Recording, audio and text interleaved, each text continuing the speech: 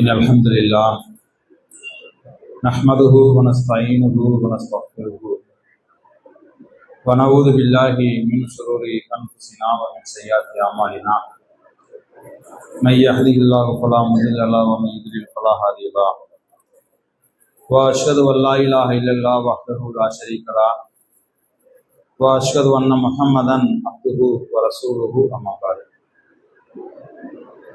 فقد قال الله تعالى في القرآن العظيم أعوذ بالله من الشيطان الرجيم بسم الله الرحمن الرحيم يا أيها الذين آمنوا اتقوا الله حق تقاته ولا تموتن إلا وأنتم مسلمون.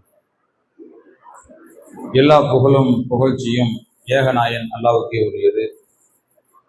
அவனுடைய அன்பும் அருளும் சாந்தியும் சமாதானமும் எம்பெருமகனார் நபிகள் நாயகம் ஸல்லல்லாஹு அலைஹி வஸல்லம் அவர்கள் மீதும் அவர்களை பின்பற்றி வாழ்ந்து மறைந்த உத்தம சத்திய நபித்தோழர்கள் நபித்தோழியர்கள் மீதும் இறை நம்பிக்கை கொண்டுள்ள நம் அனைவரின் மீதும் என்றென்றும் நீடித்து நிலவட்டுமாக.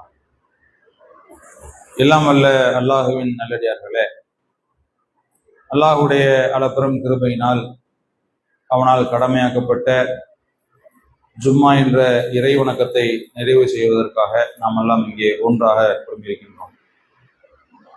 எந்த நோக்கத்தின் அடிப்படையில் ஒன்று குழுமப்பட்டோமோ அதற்கு உண்டான கூலியினை வல்ல ரஹ்மான் நம் எல்லோருக்கும் நிரப்பமாக தந்தருள் புரிய வேண்டும் என்கிற பிரார்த்தனையோடு எனது இந்த உரையினை ஆரம்பம் செய்கின்றேன்.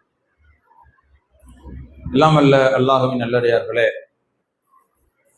அல்லாஹு ரப்புல் ஆலமீன்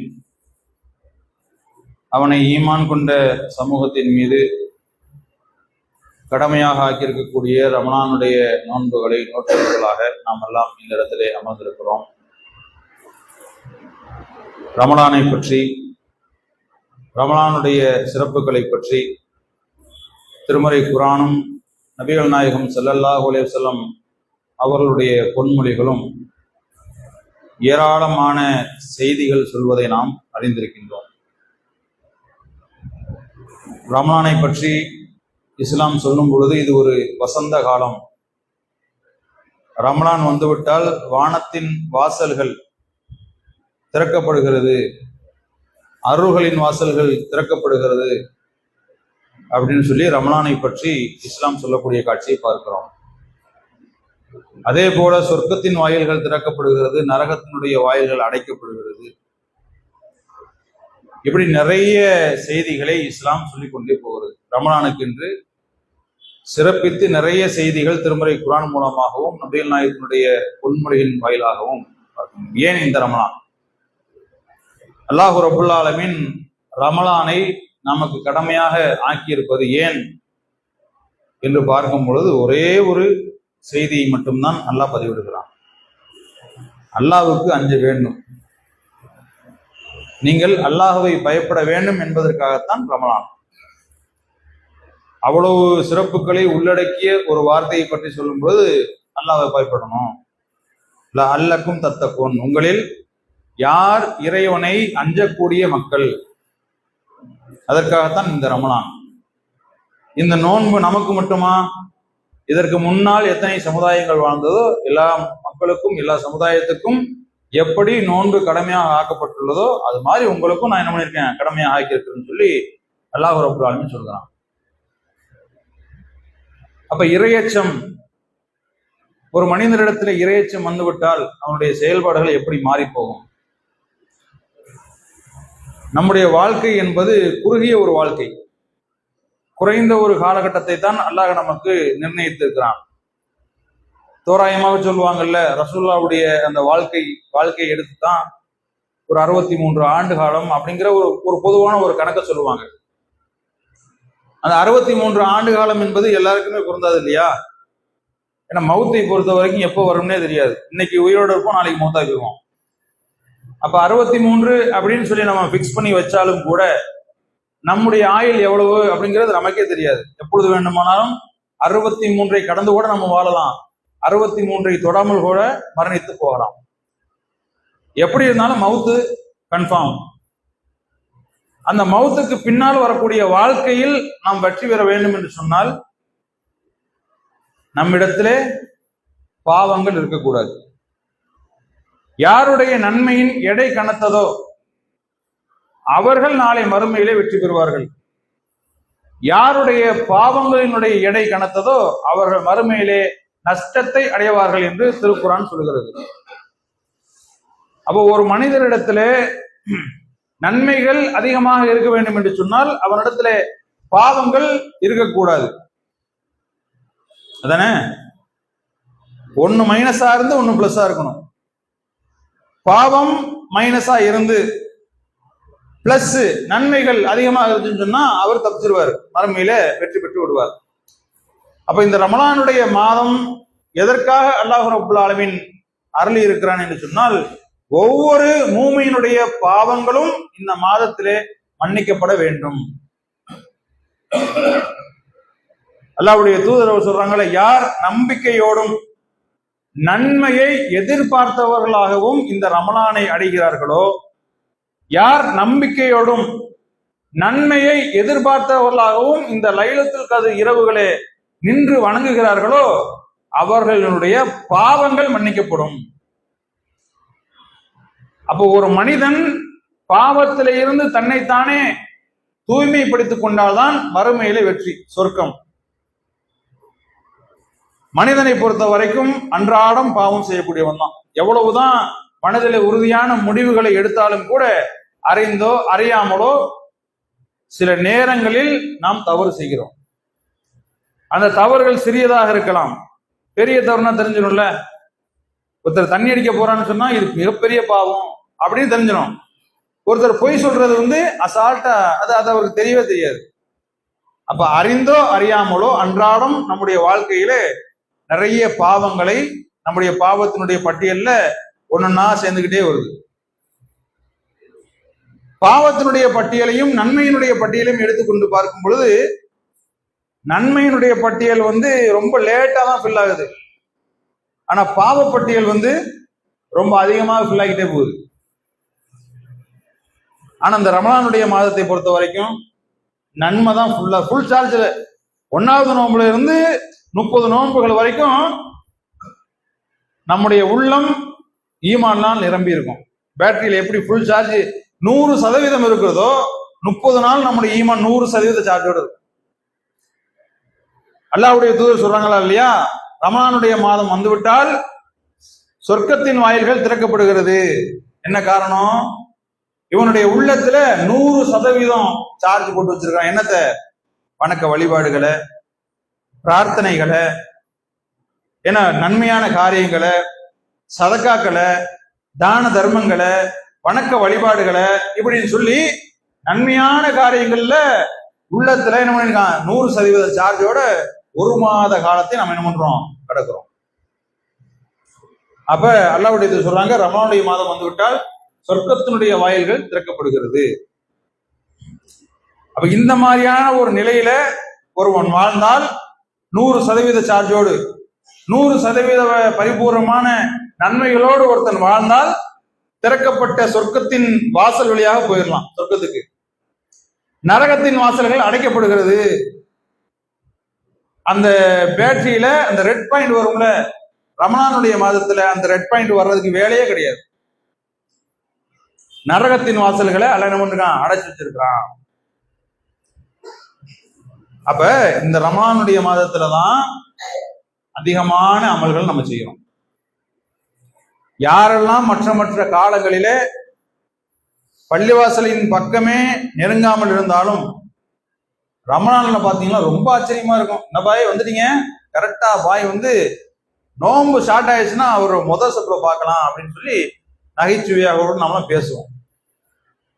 அப்ப தொழுகாதவர், அல்லாவை பற்றி பயப்படாதவர், குரானை ஓதாதவர், என்ன மார்க்கத்தினுடைய வழிகாட்டுதல்கள் வழிமுறைகள் தெரியாதவர் எல்லாம் பார்த்தீங்கன்னு சொன்னா ரமலானுடைய காலகட்டத்தில் பள்ளிவாசல் நிரப்பி 1 மாத காலம் அவர்கள் செய்யக்கூடிய வேலை பார்த்தீங்களா? வணக்க வழிபாடுகள் மட்டும் கிடையாது, பள்ளிவாசல் இருக்கக்கூடிய எல்லா பணிகளையும் செய்வாங்க. சகர் ஏற்பாடு பண்றதாக இருக்கட்டும், பாய் நான் ஹெல்ப் பண்றேன், பாய் நான் பரிமாறுறேன் அப்படின்னு சொல்லி வருவாரு. இப்தாருடைய நிகழ்வுக்கு வருவாரு, பயானுக்கு வருவாரு. பள்ளிவாசல்களிலே என்னென்ன நற்காரியங்கள் எல்லாம் ஏற்பாடு செய்யப்பட்டிருக்கிறதோ எல்லாத்துலயும் வந்து கலந்துக்குவார். அப்ப அருள் மிகுந்த மாதம், ஒரு வசந்த காலம். ஒவ்வொரு நாளையும் ஒவ்வொரு வக்தையும் பள்ளிவாசலை நாம் அடைகின்ற பொழுது அப்படிப்பட்ட ஒரு ஆனந்தம், அப்படிப்பட்ட சந்தோஷம். என்ன தெரியுமா? பள்ளிவாசல நிரம்பி வழியுது. அதை பார்க்கும் பொழுது சீக்கிரம் போயிடணும். இப்ப வந்து பஜருடைய வக்து 5:35 வைங்கள, 5:15 நோன்பு சகர் ஈர்த்து வச்சு வாங்க சொன்ன உடனே பள்ளிவாசலுக்கு ஓடிடணும், இல்லாட்டின்னு இடம் கிடைக்காது, கடைசி தப்புலதான் அப்படிங்கிற எண்ணத்தோட என்ன பண்றோம்? விரைந்து வருகிறோம் பள்ளியை நோக்கி. மற்ற காலங்கள் அதான் கிடையாது. ரமணானுடைய காலத்துல மட்டும் சீக்கிரம் போயிடணும், சப்புல போய் நிக்கணும். எல்லா மார்க்கம் சொல்லக்கூடிய எல்லா அறிவுரைகளும் அவருக்கு அப்பதான் ஞாபகம் வரும். யார் சப்புல வந்து நிக்கிறாரோ அவருக்கு வந்து அவர் வந்து இருக்கக்கூடிய நன்மைகளே பெரிய நன்மை அப்படிங்கிற அந்த செய்திகள்லாம் நம்புது அந்த ரமணானுடைய மாதத்தான் வருது. அப்படிப்பட்ட ஒரு வசந்த காலம் பள்ளிவாசலை பார்க்கின்ற பொழுது ரொம்ப மகிழ்ச்சியாக, சந்தோஷத்தோடு, ஆனந்தமாக நமக்கு இருக்குது. அந்த ஒரு மாத காலம் கடந்து விட்டால் நம்முடைய வாழ்க்கையினுடைய நிலை என்ன? ஒரு மாதம் கடந்தாச்சு, பள்ளிவாசலை பார்க்கறதுக்கே வெறுப்பாயிரும். என்றைக்கு பெருநாள் வருகிறதோ பெருநாளுக்கு அடுத்த வக்தே ஒருத்தனையும் காணும் பள்ளிவாசல். அத்தனை பேர் சேர்ந்து நின்று தொழுத அந்த பள்ளிவாசலுடைய நிலைமை அதோகதியாக ஆகக்கூடிய ஒரு சூழ்நிலை வந்து இருப்பதை நம்ம பார்க்கிறோமா இல்லையா? அப்ப இதுதான் இறையச்சமா? இதுக்கு பேர் இறையச்சம் கிடையாது, இதுக்கு பேர் குருட்டு பக்தின்னு சொல்லுவாங்க. சும்மா குறிப்பிட்ட காலத்துல வந்து ரொம்ப முக்தி அடைஞ்சு போய் அவனும் அப்படித்தானே பண்றான். குறிப்பிட்ட காலையில குறிப்பிட்ட நாட்கள்ல நம்ம மாலையை போடுறாரு, குறிப்பிட்ட நாட்கள்ல விரதம் வைக்கிறாங்க. அவர்களுக்கும் நமக்கும் மூமினுக்கும் என்ன வித்தியாசத்தை நம்ம பார்க்க போறோம்? ஒண்ணும் கிடையாது. அவங்களும் குறிப்பிட்ட நாட்கள்ல சில காரியங்களை செய்யறாங்க, இவரும் ரமணானுடைய மாதத்துல அப்படியே பக்தியினுடைய உச்சத்துல வந்து நிக்கிறாருன்னு சொன்னா என்ன வேறுபாடு இருக்கிறது? பாவங்கள் மன்னிக்கப்படுமா? நன்மைகள் உனக்கு சேர்க்க ரமணானுடைய காலம் என்பது என்ன? ஒட்டுமொத்த வாழ்க்கைக்கும் உண்டான ஒரு பயிற்சி களம் தான் ரமணானுடைய மாதம். முதல் நாள்ல இருந்து 30 நாள் வரைக்கும் எப்படி உன்னுடைய இபாதத்துக்களை நீ அமைத்துக் கொண்டாயோ, ஒட்டுமொத்த வாழ்க்கை வரைக்கும் உன்னுடைய இபாதத்து இப்படிதான் இருக்கணும் அப்படிங்கிற ஒரு பயிற்சி பட்டறையில வந்து கற்ற கல்வியை மறந்து விட்டு அவனுடைய மனம் போன போக்கிலே வாழ்ந்தால் எப்படி அவர் மறுமையில வெற்றி பெறுவார்? பெருநாளை கடந்து பேட்டரியில எப்படி சார்ஜ் இறங்குமோ ஈமான்ல இருந்து சார்ஜ் இறங்கிட்டே போயிடும். அடுத்த 11 மாதங்கள், அந்த 11 மாதங்களை நீங்கள் எடை போட்டு பார்க்கின்ற பொழுது அவரிடத்துல ரொம்ப சொற்பமான நன்மைகள் இருக்கும், தீமையை பார்த்தீங்கன்னு சொன்னா அதிகமா இருக்கும். அப்ப ஒவ்வொரு மனிதனுடைய மூமியினுடைய பாவங்களை மன்னிக்கக்கூடிய அருள் மிகுந்த மாதம். நம்பிக்கையோடு, அல்லாஹ்வின் மீது ஆழமான நம்பிக்கையோடு இறைவன் என்னுடைய தவறுகளை பாவங்களை மன்னிப்பான் அப்படிங்கிற ஆழமான நம்பிக்கையோடு இந்த மாதத்தை அடைந்து, இறைவா இந்த மாதத்தில் செய்கின்ற அமல்களை போல எல்லா மாதங்களிலும் செய்யக்கூடிய பாக்கியத்தை, ரஹ்மத்தை எனக்கு தாய் இறைவா. என்னுடைய உள்ளத்தை பலகீனப்படுத்தி விடாதே. ஏதோ ரமலானுக்காக மட்டும் வந்து ரமலானில மட்டும் இவ்வாறு செய்யக்கூடிய ஒருவனாக என்னை ஆக்கி விடாது இறைவா அப்படின்னு சொல்லி அல்லாஹ்விடத்துல அனுதினமும் கேட்க வேண்டும். மனிதன் என்பவன் பாவம் செய்யக்கூடியவன் தான். ஏதாவது ஒரு சூழ்நிலையில, வியாபாரத்திலோ, குடும்பத்திலோ, சமூகத்திலோ நம்மை சுற்றி பாவத்தினுடைய சூழல் தான் நிறைந்து காணப்படுகிறது. எங்கு பார்த்தாலும் பாவம். வீட்டை விட்டு நம்ம வெளியில போனோம்னு சொன்னா பாவத்தில் விழுந்துருவோமோ அப்படிங்கிற ஒரு பயத்தோடு இந்த வாழ்க்கையை நாம் கடக்கிறோம். அல்லாஹ்வுடைய தூதரவர்கள் தாங்க. அல்லாஹ்வுடைய தூதர்கள் எப்படிப்பட்டவர்கள்? முன்பின் பாவங்கள் மன்னிக்கப்பட்ட ஒரு இறை தூதர். நமக்கு ரோல் மாடல் அவங்க தானே. அல்லாஹ்வுடைய தூதர் நபிகள் நாயகம் ஸல்லல்லாஹு அலைஹி வஸல்லம் அவர்கள் தான் நமக்கு ரோல் மாடல். மார்க்கத்தின் பெயரால் எந்த ஒரு காரியங்களை செய்தாலும் அங்கேதான் போக வேண்டியது இருக்குது. அப்படிப்பட்ட இறை தூதர்கள் அதிகமா என்ன பண்றாங்கன்னா தௌபா செய்யறாங்க. மக்களே, நீங்கள் அல்லாஹ்விடத்தில் அதிகமாக அழுது கேளுங்கள். நான் ஒரு நாளைக்கு 100க்கும் அதிகமான முறை அல்லாஹ்விடத்திலே பாவம் மன்னிப்பு தருகிறேன். எதுக்கு கேட்கணும்? அல்லாஹ் தான் டிக்ளேர் பண்ணிட்டானே, இந்த நபியினுடைய முன்பின் பாவங்கள் மன்னிக்கப்பட்டதுன்னு சொல்லி அல்லாஹ் டிக்ளேர் செய்தாலும் கூட அல்லாஹ்வுக்கு நான் நன்றியுள்ள அடியானாக இருப்பதற்கு நான் ஆசைப்படுவேன்னு சொல்லி அல்லாஹ்வுடைய தூதர் என்ன பண்றாங்க, அதிகமான பாவம் தௌபாக்களை செய்கிறார்கள். ரசூலுல்லாஹ்வுடைய வாழ்க்கையில தவறுகள் செய்தார்களா, அவர்கள் பாவத்தில் ஈடுபட்டார்களா அப்படின்னு தேடி பார்க்கும் பொழுது ஏதாவது சில சந்தர்ப்பங்களிலே தேனை தனக்கு தானே ஹராமாக்கிட்டாங்க. அல்லாஹ் ஹலாலாக்கிய ஒரு விஷயத்தை நபியாக இருந்தாலும் அதை ஹராமாக்க முடியாது. அப்படிப்பட்ட அதிகாரத்தை அல்லாஹ் யாருக்கும் வழங்கல. இந்த மாதிரி நீங்கள் எடுத்து பார்க்கின்ற பொழுது ஏதாவது ஒரு நேரங்களிலே இறை தூதராக இருந்தாலும் அவரும் மனிதர் தான் அப்படிங்கிறதை தீர்மானிப்பதற்கு நம்ம நல்லா சில நேரங்கள்ல இவரும் தவறு செய்யக்கூடியவர் தான்ப்பா அப்படிங்கிற நமக்கு எடுத்துக்காட்டுறான். அப்படி எடுத்துக்காட்டி அவர் நபியாக இருந்தாலும் அவருடைய முன்பின் பாவங்கள் மன்னிக்கப்பட்டாலும் அவர் பார் ஒரு ஒட்டுமொத்த இஸ்லாமிய சமூகத்தினுடைய வழிகாட்டி 100 முறைக்கு மேல பாவ மன்னிப்பு தருகிறார். அப்படிங்கிறத நமக்கு வழிகாட்டியாக அல்லாஹ்வுடைய தூதர் மூலமாக அல்லாஹ் நமக்கு என்ன பண்றான், வழிகாட்டுறான். அப்ப அவருடைய வாழ்க்கையை நம்முடைய வாழ்க்கை கம்பேர் பண்ண முடியுமா? ரசூலுல்லாஹ்வுடைய இறை தூதருடைய வாழ்க்கையும் நம்முடைய வாழ்க்கையும் கம்பேர் பண்ணி பார்க்கவே முடியாது. இறை தூதர் கிடையாது, தாபீன்களுடைய வாழ்க்கையும் நம்முடைய வாழ்க்கையும் கூட கம்பேரிசன் பண்ணி பார்க்கவே முடியாது. ஏன்? நம்மிடத்துல எக்கச்சக்கமான பாவங்கள், நம்மை விட பாவம் செய்தவர்கள் தான் சஹாபாக்கள். அவர் இஸ்லாத்தினுடைய வருகைக்கு முன்பாக அவர்கள் மனிதர்களா அல்லது மிருகங்களா என்று சொல்லக்கூடிய அளவுக்கு கண்டதும் கடவுள் கொண்டதும் கொள்கை, அடி உத வெட்டு குத்து வழிப்பறி, இதுதான் அவருடைய வாழ்க்கையாக இருந்தது. ஒவ்வொரு சஹாபாக்களுடைய வரலாற்று பின்னணியை நீங்கள் எடுத்து பார்க்கின்ற பொழுது ஒவ்வொரு சஹாபாக்கள் ஒவ்வொரு மாதிரி வாழ்ந்தாங்க. எனக்கு பிடிக்காத ஒரு மார்க்கம் என்று சொன்னால் அது இஸ்லாம் தான், பிடிக்காத மூஞ்சின்னு சொன்னா அது ரசூலுல்லாஹ்வுடைய மூஞ்சி தான், முகம்தான். அந்த அளவுக்கு ரொம்ப வெறுப்போடு, ரொம்ப கர்வத்தோடு, ஆணவத்தோடு இருக்கக்கூடிய அனைத்து விதமான தவறுகளோடும் வாழ்ந்த அந்த சஹாபாக்கள் இஸ்லாத்தை ஏற்றுக்கொண்டதற்கு பிறகு அவருடைய வாழ்க்கை எப்படி மாறியது? நாம் இஸ்லாத்திலே வாழ்ந்து கொண்டிருக்கிறோம், அல்லாஹ்வை ஈமான் கொண்டிருக்கிறோம், அல்லாஹ்வுடைய தூதரை ஏற்றுக்கொண்டிருக்கிறோம், மறுமையை நம்புகிறோம், வேதத்தை நம்புகிறோம், சொர்க்கம் நரகத்தை நம்புகிறோம். நம்முடைய வாழ்க்கை எப்படி இருக்கிறது? அப்ப கம்பாரிசனே பண்ணி பார்க்க முடியாது. மலைக்கும் மடுவுக்கும்ங்கிற ஒரு கேட்டகரி சொல்லுவாங்களா இல்லையா?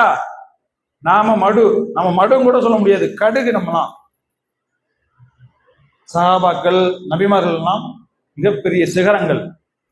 அப்ப கம்பாரிசனே பண்ணி பார்க்க முடியாது. அப்பேற்பட்ட சிகரங்களே அல்லாஹ்விடத்திலே அனுதினமும் தௌபா செய்யறாங்கன்னு சொன்னா நம்முடைய வாழ்க்கையில் எவ்வளவு தவறுகள் செய்யறோம், எவ்வளவு பாவங்கள் செய்யறோம். அடுத்தவனை கேலி செய்யறோம், கிண்டல் செய்யறோம், அடுத்தவனை பற்றி அவதூறு சொல்லப்படுகிறது. தவறுகள் எத்தனையோ நபர்கள் மூமினாக இருக்கிறாங்க, இஸ்லாம் 5 நேரம் தொழுகிறாங்க, ஒரு புகையிலை பழக்கத்தை விட முடியல. மனசு கஷ்டமா இருக்கே அப்படின்னு சொல்லி தவறான பாவமான காரியங்கள் ஈடுபடுறாங்க. எவ்வளவு வேதனையான ஒரு விஷயம். அப்ப நம்முடைய பாவங்கள் மன்னிக்கப்படுவதற்காக அல்லாஹ் ரப்பல் ஆலமீன் இப்படிப்பட்ட ஒரு சிறப்பான ஒரு மாதத்தை வைத்திருக்கான். இன்னும் சொல்ல போனா அல்லாஹ் ரப்பல் ஆலமீன் மனிதனை பாவம் செய்யக்கூடியவனா தான் படைச்சிருக்கிறான். பாவம் செய்யலைன்னா அப்படிப்பட்ட சமூகமே அல்லாஹ்வுக்கு தேவையில்லைன்னு சொல்றான். எல்லாத்தையும் அழிச்சிட்டு வேற ஒரு சமுதாயத்தை கொண்டு வருவேன் அப்படின்லாம் சொல்றான். அப்ப பாவம் செய்வது மனிதர்களுடைய இயல்பு. அந்த தவறுக்காக வேண்டி அல்லாஹ்விடத்திலே கண்ணீர் விட்டு அழுது கதறி அவனிடத்திலே கையேந்தினால் அல்லாஹ் ரப்பல் ஆலமீன் மிகப்பெரிய சந்தோஷம் அடைகிறார். எந்த அளவுக்கு சந்தோஷம் தெரியுமா? அல்லாஹ் சில நேரங்களிலே அல்லாஹ் சிரிப்பதாக, சில நேரங்களிலே அல்லாஹ் மகிழ்ச்சி அடைவதாக திருமறை குர்ஆன் வாயிலாகவும் ஹதீஸ்களின் மூலமாகவும் பார்க்கிறோம். ஒரு மனிதன் அல்லாஹ்விடத்திலே கையேந்தி இறைவா எனக்கு இதை கொடு அதை கொடு அப்படின்னு சொல்லி கையேந்தி கேட்கின்ற பொழுது, இறைவா என்னுடைய தவறுகளை மன்னித்து விடு என்று அல்லாஹ்விடத்திலே கேட்கின்ற பொழுது அல்லாஹ் ரப்பல் ஆலமீன் அதிகமா சந்தோஷப்படுறோம். எந்த அளவுக்கு தெரியுமா? நிறைய இடங்கள்ல இந்த ஹதீஸ் நீங்க கேள்விப்பட்டு, பாலைவனத்துல ஒரு மனிதர் பிரயாணம் செய்கிறார். பாலைவனத்துல பிரயாணம் செய்வது என்பது ரொம்ப கஷ்டமான காரியம். நடக்கலாம், குறிப்பிட்ட அளவுக்கு தான் நம்மளால நடக்க முடியும். ஒரு 300 மீட்டரு, அதிகபட்சம் ஒரு 1/2 கிலோமீட்டர் நடக்கலாம். இந்த பீச்சுடைய மணல்ல கூட ரொம்ப வேகமான நம்ம நடக்க முடியாது, கால் வலிக்க ஆரம்பிச்சிடும். பாலைவனத்துல ஒருத்தர் நடந்து போறான்னு சொன்னா சாதாரணமா நம்முடைய கால்கள் நடக்க முடியாது. அப்ப அதுக்கு ஒரு வாகனம் வேணும். பாலைவனத்துல பைக் எல்லாம் ஓட்டிட்டு, கார்லாம் ஓட்டிட்டு போக முடியாது, மண்ணுக்குள்ள போய் சிக்கிக்கிறோம். அப்ப அதுக்குன்னு ஒரு ஒரு ஒரு ஒரு வாகனத்தை எல்லாம் நோடுறான், ஏற்பாடு செஞ்சு வச்சிருக்கான். ஒட்டகம், குதிரை.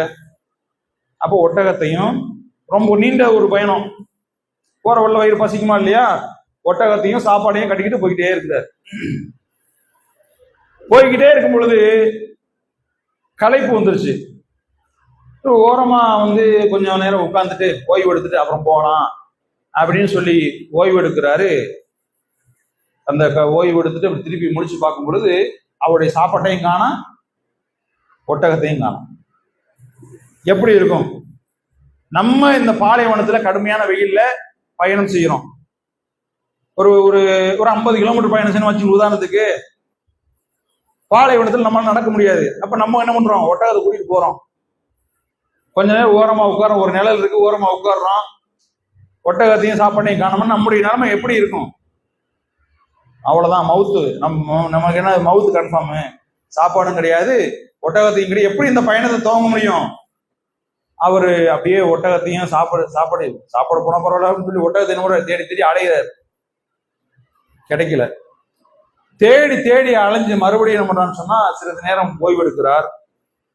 முடிச்சு பார்க்கிறாரு, ஒட்டகமும் சாப்பாடும் கண்ணு முன்னாடி.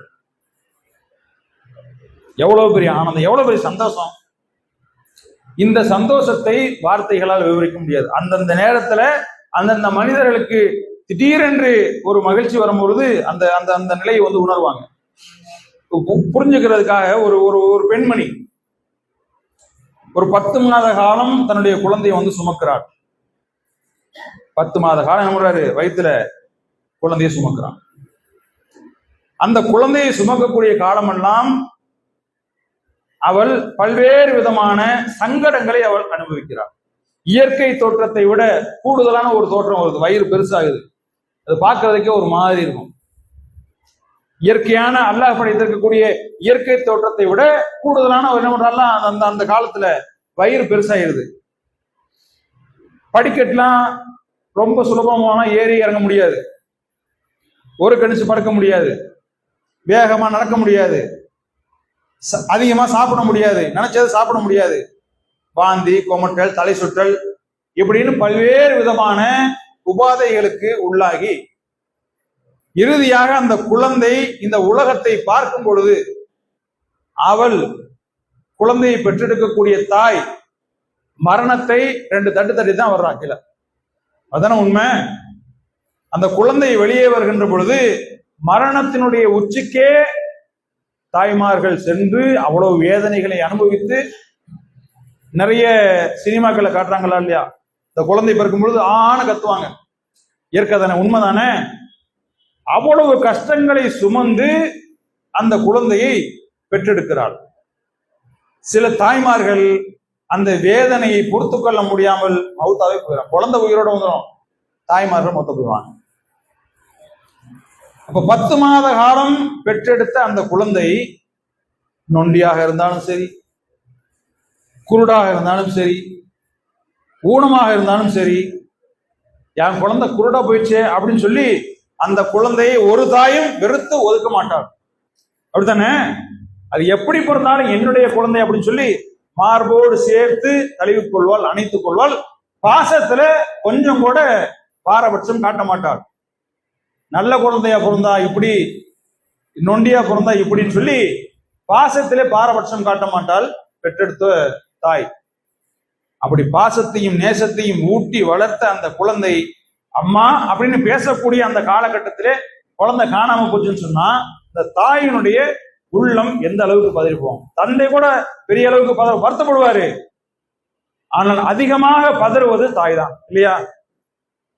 அப்படிப்பட்ட ஒரு சூழ்நிலையிலே அந்த குழந்தை அவள் பறிகொடுத்து விட்டால், காணாமல் போய்விட்டால் அவள் எப்படி பண்ணுவாங்க? உடனே விட்டு வெளியே போய் அக்கம் பக்கத்துல போய் விசாரிச்சு, என் குழந்தைய பாத்தியெல்லாம் இன்ன கலர் சட்டை போட்டுருந்துச்சு, இன்ன கலர் பேண்ட் போட்டுருந்துச்சு அப்படின்னு சொல்லி பக்கத்துல அக்கம் பக்கத்துலாம் போய் விசாரிப்பாங்க. இல்லம்மா பார்க்கலாமா, அப்ப என் குழந்தையை பறி கொடுத்துட்டேன்னு சொல்லி வீட்டினுடைய ஓரத்துல என்ன பண்ணுவாங்க, உட்கார்ந்து அழுது கொண்டு இருப்பாள். சாப்பாடு இறங்காது. ஒரு ஒரு புத்தி பேதலிச்சது போல, ஒரு பைத்தியம் முடிச்சது மாதிரி அப்படியே காலங்கள் கடந்துகிட்டே இருக்கும். இந்த மாதிரியான ஒரு சூழ்நிலையில் இருக்கும் பொழுது அந்த குழந்தை பக்கத்துல வந்து அம்மா அப்படின்னு சொன்னா, அப்ப அந்த தாயினுடைய உணர்வு, அந்த தாய்க்கு ஏற்படக்கூடிய நிகழ்வு, அந்த நேரத்துல காணாமல் போன குழந்தை இவள் சோகத்தோடு வீட்டினுடைய ஓரத்துல உட்கார்ந்து கொண்டு அழுது கொண்டு இருக்கும் பொழுது அம்மான்னு அந்த குழந்தை கூப்பிட்டா அந்த தாய் எந்த அளவுக்கு சந்தோஷப்படுவான். குழந்தைய அப்படியே தூக்கி வாரி கொண்டு, கண்ணே மணிய ராஜாவை எங்கேடா போன, உன்னைய பார்க்காம அம்மா சாப்பிடல தூங்கல அப்படின்னு சொல்லி அந்த குழந்தை எப்படி வாரி அணைத்துக்கொண்டு தன்னுடைய மகிழ்ச்சியை அவள் வெளிப்படுத்துவாளோ, இந்த மகிழ்ச்சியை விட, அந்த தாயினுடைய மகிழ்ச்சியை விட, ஒட்டகத்தை திரும்ப பெற்றெடுத்த அந்த பயணியின் மகிழ்ச்சியை விட அல்லாஹ் ரப்பல் ஆலமீன் மிகப்பெரிய மகிழ்ச்சி அடைகிறான், சந்தோஷம் அடைகிறான். ஏன் தெரியுமா? அந்த ஒட்டகம் கிடைச்சவனே அந்த பாலைவனத்திலே பிரயாணம் செய்தவர் இறைவா அப்படின்னு சொல்லி அல்லாஹ்விடத்திலே கையேந்தி, நீ எனக்கு அடிமை, நான் உனக்கு எஜமான் அப்படின்வார். எவ்வளவு பெரிய அந்த கடுமையான மகிழ்ச்சி ஏற்பட்டாலும் கடுமையான துக்கம் ஏற்பட்டாலும் மனுஷன் என்ன பண்ணுவானே தெரியாது. பெற்றெடுத்த அந்த திரும்ப அந்த ஒட்டகமும் சாப்பாடும் கிடைச்ச அந்த மகிழ்ச்சியில இறைவா நீ எனக்கு அடிமைன்ட்டார். அப்ப இந்த ஒரு சூழ்நிலையில அல்லாஹ் என்ன பண்ணும், யாருக்கு யாரோட அடிமை அப்படின்னு சொல்லி நரகத்துல போடணுமா இல்லையா? அதுதானே யதார்த்தம். ஆனா அல்லாஹ் என்ன பண்றான், அவனுடைய வார்த்தைகள் பிழையாகி விட்டதுன்னு சொல்லி வார்த்தைகளை சரியாக அல்லாஹ் அமைத்துக் கொண்டான்.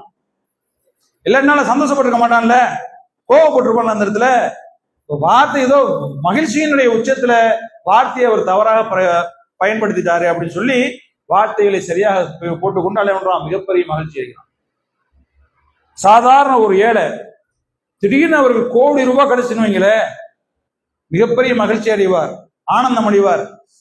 அந்த காசை வச்சு என்ன பண்ண போறோம்னு சொல்லி பைத்தியக்காரமா சுத்திக்கிட்டே இருப்பான். நன்றாக நேசித்த நம்முடைய குழந்தைகளோ நம்முடைய பெற்றோர்களோ திடீரென்று மரணித்து விட்டால் கடுமையான துக்கத்துல ஆட்பட்டு கையும் ஓடாது காண ஓட, என்ன அடுத்து என்ன பண்றதுன்னு நமக்கு தெரியாது தானே. கடுமையான சந்தோஷம் ஏற்பட்டாலும் துக்கம் ஏற்பட்டாலும் மனிதன் எடுக்கக்கூடிய முடிவுகள் பெரும்பாலும் தவறுகளாகத்தான் இருக்கும். நிதானமா எடுத்தாதான் முடிவுகள் சரியாக இருக்கும். அப்ப அந்த மாதிரியான காலத்துல வார்த்தைகள் தவறாக இருந்தாலும் அல்லாஹ் அந்த நிகழ்வை பார்த்து சந்தோஷப்படுகிறான் என்று சொன்னால், ஏன் இந்த சந்தோஷம்?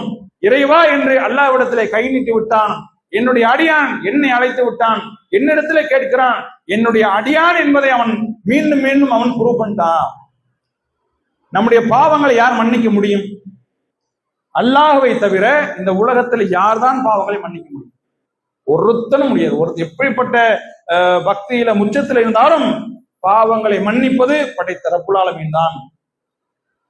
அப்படிப்பட்ட இறைவன் சொல்வதாக அல்லாஹ்வுடைய தூதர் சொல்லுகிறாங்க, அல்லாஹ்விடத்திலே கையேந்தி விட்டால், கை நீட்டி அல்லாஹ் எனக்கு இதை குர்ரா, என்னுடைய பாவங்களை மன்னித்து விடுறான்னு சொல்லி அல்லாஹ்விடத்திலே கையேந்தி விட்டால் அந்த அடியானை வெறுங்கையோடு அனுப்புவதற்கு அல்லாஹ் வெட்கப்படுகிறான். அப்படி என்றால் நம்முடைய பாவங்களை மன்னிப்பதற்கு உண்டான மிகச்சிறந்த ஒரு மாதத்தை அடைந்திருக்கிறோம். அல்லாஹ் ரப்பல் ஆலமீன் நம்முடைய பாவங்களை மன்னித்து மறுமையிலே வெற்றி பெறக்கூடிய நற்பாக்கியத்தை எல்லாம் உள்ள இறைவன் நம்ம எல்லோருக்கும் தந்திருக்கிறோம்.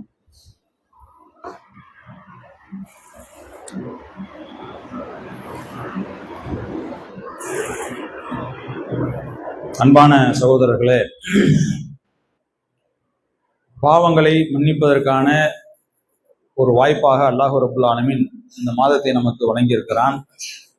இந்த மாதத்தை பற்றி அல்லாஹ்வுடைய தூதர்கள் சொல்றாங்க, அல்லாஹ் சொல்வதாக அல்லாஹ்வுடைய தூதர் சொல்றாங்க, இந்த மாதத்தில் செய்யப்படக்கூடிய நன்மைகள் அது சிறியதோ அல்லது பெரியதோ, அல்லாஹ் சொல்றானா இந்த மாதம் எனக்குரியது, இதுல செய்யப்படக்கூடிய ஒவ்வொரு அமல்களுக்கும் அது சின்னதோ பெரியதோ அதனுடைய கூலியை நான் தான் நிர்ணயிப்பேன். நான் நாடியவர்களுக்கு தாராளமாக வாரி வழங்குவேன். ரமலானுக்குத்தான் இந்த சிறப்பு. ரமலான் அல்லாத மாதங்களிலே நாம் ஜமாத்தோடு சேர்ந்து தொழுதால் 27 மடங்கு நன்மை என்று சொல்லப்பட்டு விட்டது. யார் தனியாக தொழுகிறாரோ அந்த தனியாக தொழுவதை விட, தனியாக தொழுவது ஒரு நன்மை என்றால் ஜமாத்தோடு சேர்ந்து தொழுவது 27 மடங்கு நன்மை தரும். ரமலானுடைய மாதத்துல யார் தொழுகிறாரோ அவர் தனியாக தொழுவதை விட ஜமாத்தோடு சேர்ந்து தொழுவது 27 மடங்கு நன்மை தரும் சொல்லி அல்லாஹ் சொல்ல. இந்த மாதம் எனக்குரியது, நான் தான் அதனுடைய கூலியை நிர்ணயிப்பேன்.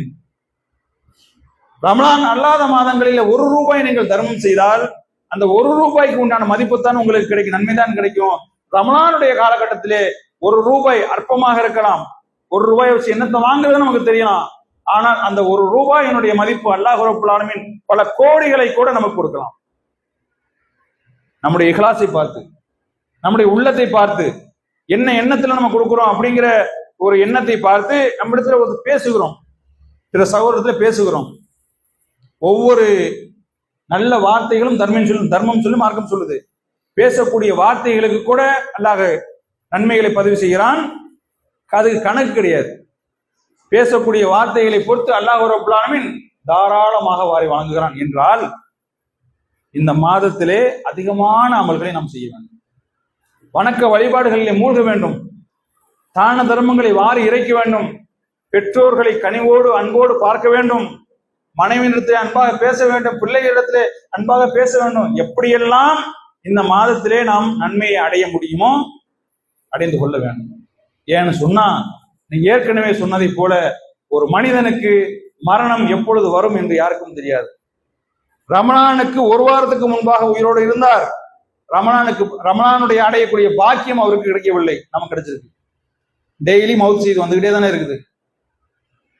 அப்ப ரமலானுக்கு 1 நாளைக்கு முன்னாடி உயிரோடு இருந்தவர் ரமலானை அடையக்கூடிய பாக்கியத்தை இழந்தார் என்று சொன்னால், நமக்கு இன்னைக்கு உயிரோடு இருக்கிற 2 நோன்பு வச்சிருக்கோம், அல்ஹம்துலில்லாஹ், 3வது நோன்பு வைப்போமா? தெரியாது, கன்ஃபார்ம் கிடையாது. ஒருவர் எங்கே மரணிப்பார் என்பது எவனுக்கும் தெரியாது. அல்லாஹ் திருமறை சொல்றான். அப்ப இருக்கக்கூடிய ஒவ்வொரு நாட்களும் அல்லாஹ் நமக்கு வழங்கி இருக்கக்கூடிய பாக்கியம் என்பதை உணர்ந்து கொண்டு அதிகமான நன்மைகளை செய்வோம். அல்லாஹ்விடத்தில் அதிகமாக நம்முடைய பாவங்களுக்காக வேண்டி அல்லாஹ்விடத்தில் அழுது கண்ணீர் விட்டு அழுவோம். அது மட்டுமல்லாமல் இந்த ரமலான் மாதத்திலே பெறக்கூடிய இந்த படிப்பினைகள், பாடங்களை ஒட்டுமொத்த வாழ்க்கையிலும் தொடர்வதற்கு அல்லாஹ் நமக்கு உதவி செய்ய வேண்டும். எல்லாம் வல்ல இறைவன் நம்முடைய அனைத்து பணிகளையும் ஏற்றுக்கொண்டு மறுமையிலே சொர்க்கத்தை தரக்கூடிய நற்பாக்கியத்தை நமக்கு தர வேண்டும் என்று கூறிக்கொண்டவனாக என்னுடைய ஜும்மா உரையை நிறைவு செய்து கொள்கிறேன். அஸ்ஸலாமு அலைக்கும் வரஹ்மத்துல்லாஹி வபரகாத்துஹு.